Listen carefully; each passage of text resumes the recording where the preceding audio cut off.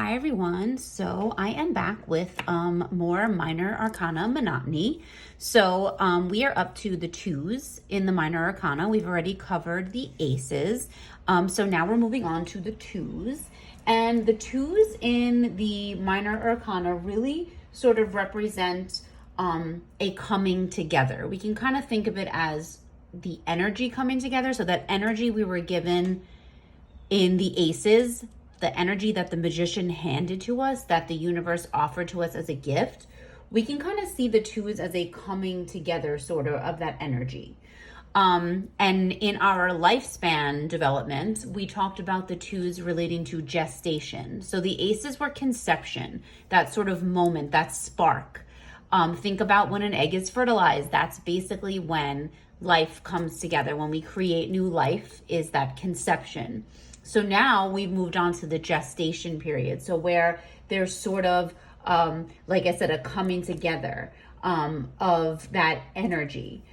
So it can be a little bit reflective and meditative. It could feel like waiting, like a little bit of a waiting period. So that's kind of what gestation means. So we can see that reflected in the Minor Arcana, the Major Arcana, card that is related to the twos, which is the High Priestess. Now the High Priestess is a very meditative and reflective card. It's all about intuition, sort of like that subconscious, like what is behind the veil, what we can't see. So it is very reflective and meditative, and that's a little bit like the twos. And now, of course, every suit and elemental energy is going to bring a different feeling and a different meaning.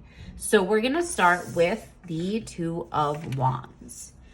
So just like in the Aces video, we're going to kind of structure this like key symbols and then keywords that are related, and then some interpretations using our tarot resources. And I will introduce those at the end, and be sure to mention them in the description box below. And so we'll look at some of the interpretations from different tarot resources. So key symbols in the Two of Wands.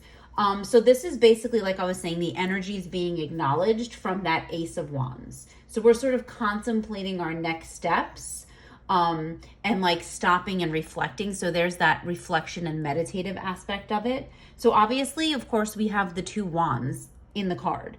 So this can symbolize two paths to take, sort of that, or that duality of sort of duty and pleasure. So like sort of meeting our responsibilities, but also wanting to enjoy life and taking pleasure from things. So there's sort of that duality there.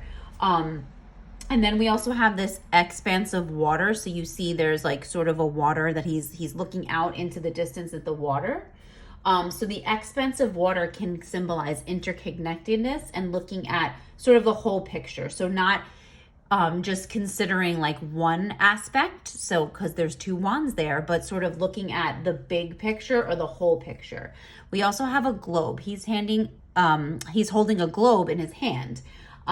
So this sort of can represent something like you've got the whole world in your hands. You can think of it that way, or like that the ball is in your court. So he has what he needs in his hand. He's holding like what he's created, maybe things he's conquered already, and maybe he's looking off into that wide expanse of water at the whole picture, at what can still be done. What is there left to do? Then we have the battlements he's standing on. It sort of looks like the battlements of a castle. And that's sort of giving him a vantage point, which sort of indicates some sort of control or taking up one's place in the world. And also this card sort of also looks like a departure and an arrival. Like, is he about to embark on another journey? Has he just arrived and now is looking out and like reflecting on the journey so far? There's a lot of options here. So then we sort of get that feeling of the twos, choices, decisions, some sort of balance, duality. The keywords we usually associate with the Two of Wands can be things like independence or initiative or decisions. So some interpretations, we'll talk about Kitchen Table Tarot. That's one of the tarot resources that we will be using in these videos, is Kitchen Table Tarot by Melissa Sanova.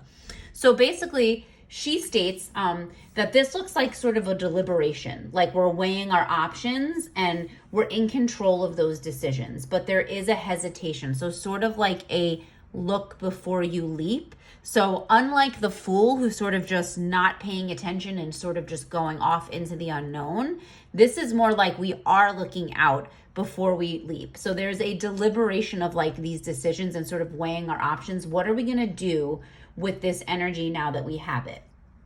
And then the ultimate guide to the Rider-Waite Tarot is another resource that we'll be using as we go through the Minor Arcana. And the ultimate guide says, wait until your decision has matured, then act. So this card is sort of that gestation like we talked about. So we're waiting until it's matured. Think about an embryo maturing in the womb. It's maturing, it's getting bigger, it's developing its organs. So there's that gestation piece, waiting until your decision has matured, then act. And then of course, we will be referring to, as always, 78 Degrees of Wisdom by Rachel Pollack. And I consider the Bible of Tarot one of my most favorite and used resources on tarot. So Rachel Pollack talks about the possibility of this indicating some boredom. Like, is there nothing else to do with my life? And how actual accomplishment offers no satisfaction without the challenge. So Rachel Pollack talks about the wands being sort of that challenge, challenging suit, like presenting challenges and obstacles. And it's a lot of that fire energy, a suit of action.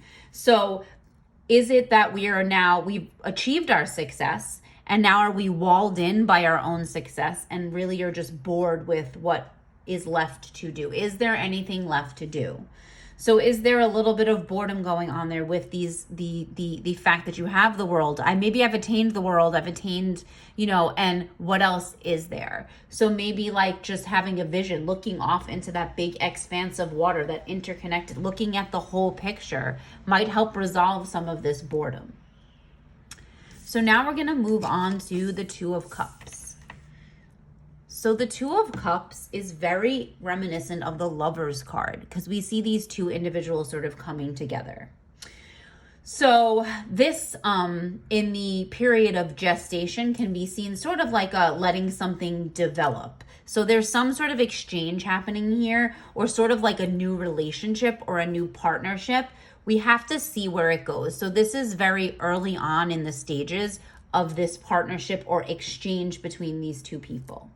So the key symbols in the card, we can talk about the position of the two figures, sort of looking like two halves making a whole, or again, that duality of the twos, sort of that balance.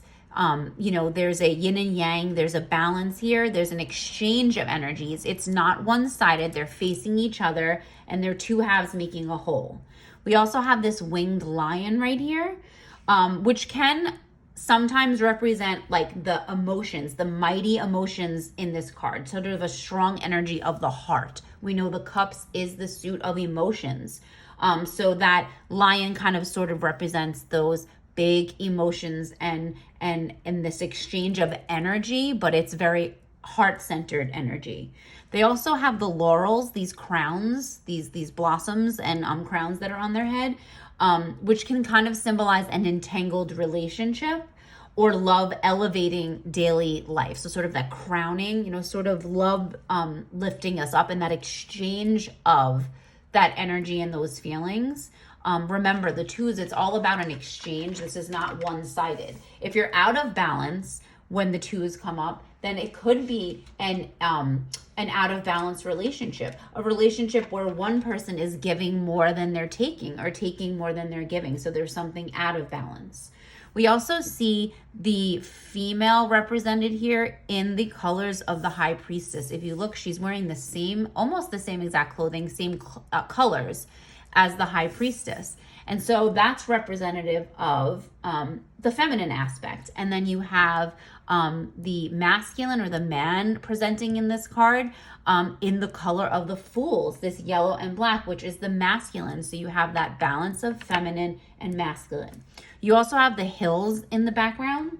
And the hills can sort of represent the ups and downs of life, the ups and downs that this relationship is going to have to go through, that any relationship, any partnership, any coming together of two beings or entities if there's going to be ups and downs. You also have a somewhat blue sky here behind this lion, and that's sort of like that realm of heaven again, sort of that divine will, sort of the color of joy and, you know, just being elevated into that heavenly realm. Keywords usually associated with the Two of Cups are a flow of energy, an exchange, a partnership. We see partnership used a lot when we talk about the Two of Cups. So in terms of interpretation, so Kitchen Table Tarot kind of sees this card as having each other's back energy.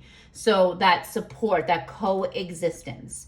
Melissa Sonova talks about the lovers sort of being too intense. The lovers is way bigger than this Minor Arcana Two of Cups. So it's not that intense lover, more like a true partnership. So friendship and love, sort of bringing those two things together. So think of this as being like, if you're in a relationship, having that person who's your lover but is also your friend, and who is supportive and who listens to you and who you share an exchange of energy. There is an exchange and a partnership going on here.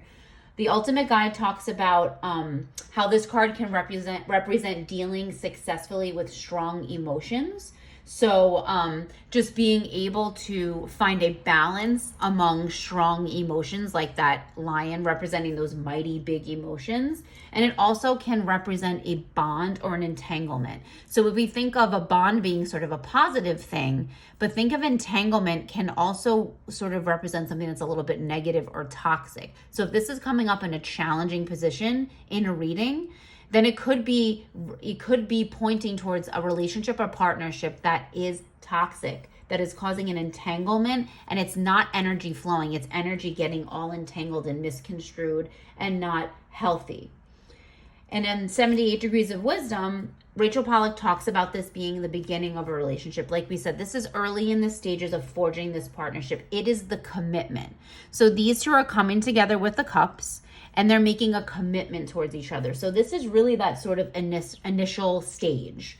So it's sort of uniting your action and emotion. So action being the masculine, emotion being the feminine. It's sort of that coming together in a balance of energies.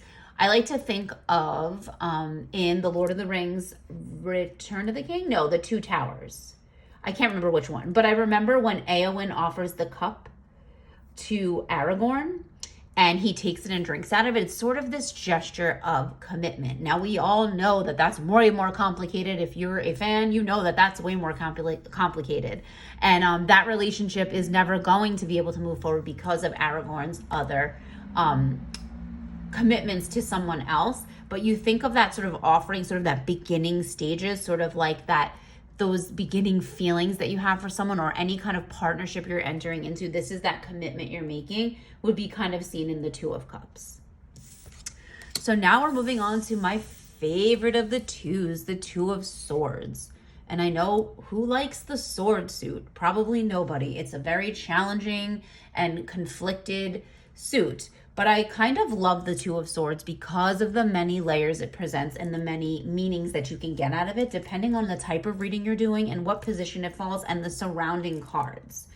So the Two of Swords is sort of has that feeling of logic winning over emotions. I love the idea that this blindfold was very willful and intentional.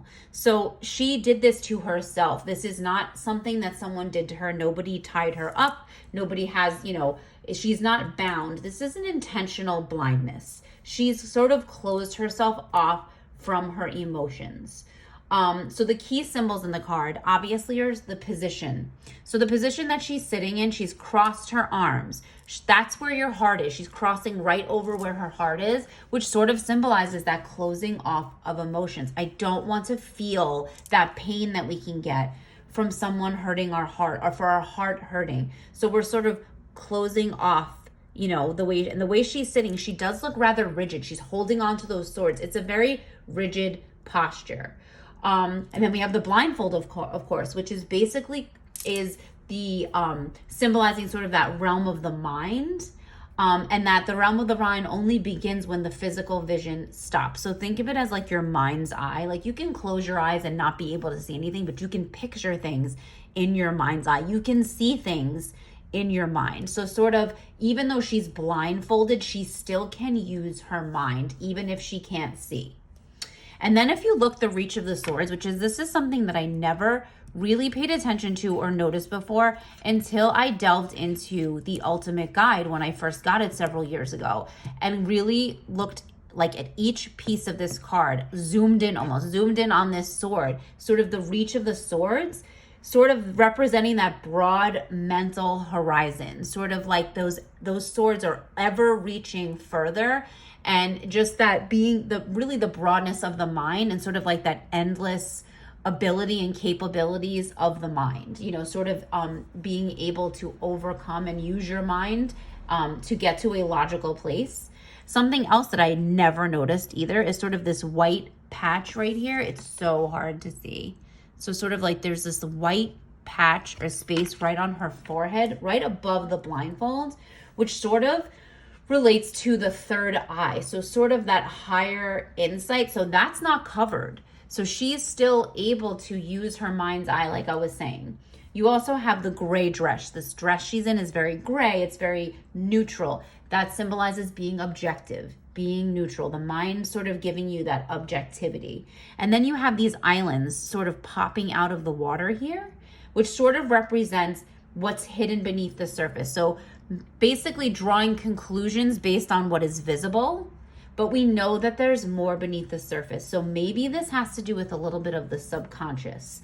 And then you have another shore. So she's on land, but back behind her is another shore.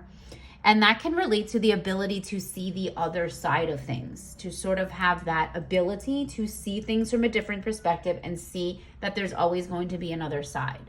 Keywords that are usually associated with the Two of Swords are things like subconscious, logic, guarding emotions. So then in terms of interpretations, Kitchen Table Tarot, Strength in Solitude. I love this interpretation. Melissa Sanova talks about the difference between being alone and being lonely, and how there is a sort of strength in solitude. The other thing that she says in her book, which I definitely have adopted, and this is why this is one of my favorites of the twos, and just one of my favorites of the sword suit in general, is the shut the hell up so I can hear myself think. That's what I always see this card as. Sort of the blindfold is sort of cutting you off from the scattered emotions, but also like cutting you off from those scattered thoughts. So sort of, I just need a moment to hear myself think. There's too much going on around me. I like to think of this as the hermit moment without the illumination. So there's no lantern, there's no light, and she's blindfolded. But this is definitely a like turning inward and looking inside and getting our thoughts together. And there is a cutting off of emotions. Also sort of a cutting off from your senses. Like you have to think of having no external influence in order to figure this out. So it's really a period of solitude. I don't need to listen to anyone else. I just need to listen to myself. So if this card shows up, and it may be trying to tell you that you need to not listen. You're getting too much external input and too much stimulus, and you're overstimulated. And so now you need to blindfold yourself, sit with your feet planted on the floor, ground yourself, and get your thoughts together. The Ultimate Guide says that this can be seen as sort of as going beyond the obvious, like sort of like looking inside yourself, getting in touch with your thoughts and your ideas, and also possibly the need to get in touch with your feelings. So if this comes up in a challenging position, or if we find this reversed, you might be needing to get in touch with your feelings. You may need to look to that subconscious. One thing I sort of love about this card is that if you notice, she's sitting with her back to the water, and water is usually associated with those emotions, that flowing emotions, and she has her back turned on them. So there's that idea that she's cut herself off and doesn't want to feel. So 78 Degrees of Wisdom, Rachel Pollack talks about how by blindfolding yourself, there's no confusion, that basically nothing can hurt us if we cut ourselves off from the emotion. So like I was saying, cover your heart, protect that heart space, and nothing can hurt you. So if you close yourself off from the emotion, then you can't get hurt. You won't have that heartbreak. There won't be, that heartache, because nothing can hurt you.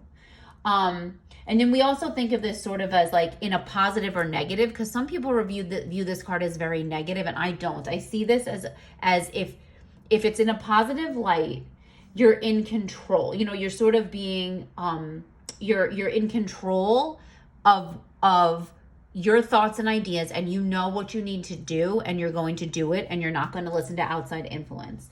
But if it's negative, you could be being challenged to get in touch with your emotions, or challenged to get your thoughts together, to get rid of that outside stimulus so that you can figure out what you need to do. And then we can also kind of think of the High Priestess. So the connection to the High Priestess here, I love. And I love how Rachel Pollack does this when she connects minors to majors.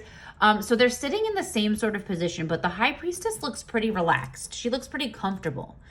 She's sitting there, and she doesn't look rigid like the way this Two of Swords does. Those crossed arms, she's gripping those swords. You almost feel like you could tip her over. You could push her off that bench and she'd go falling into the water, and she would sink. So she's in a precarious position. So she needs to really sort of like loosen her grip a little and just be, like that we said, that there's that strength in solitude, but we got to let go of that rigidity, because you're not breathing.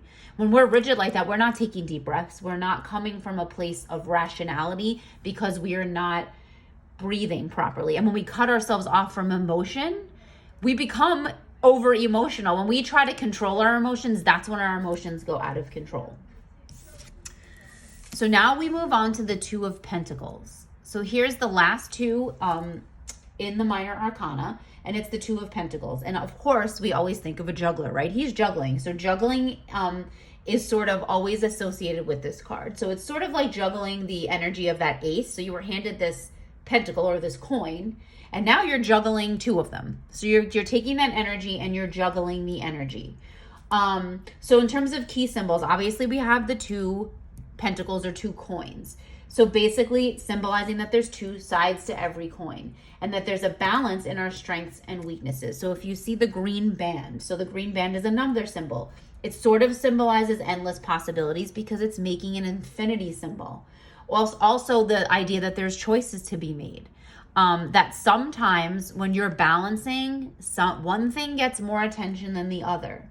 There's also a sailing ship. If you see, there's one here and there's one here. One's sort of like on the top of the wave about to come down.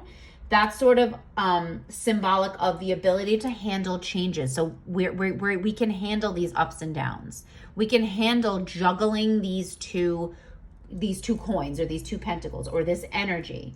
And then the waves that are going up and down symbolize those high points and low points. Again, sort of that up and down. There's going to be highs and there's going to be lows, but you can juggle this energy. You can juggle those highs and juggle the lows and get back to your balance. So again, keywords: juggling tasks, making choices. That's usually, like I said, juggling is like always something we associate with the Two of Pentacles. So Kitchen Table Tarot interprets this as sort of handling all responsibilities well, and that there's a flow, but that sometimes one thing needs more attention, and that may disrupt the balance. If you look at this card, he's looking down sort of at one while he's holding the other one, but not paying any attention to it. So he needs to focus on this one right now, while this hand is still balancing this one. So sometimes one thing may need more attention than the other. If you notice, these two are not on even planes. They're not level.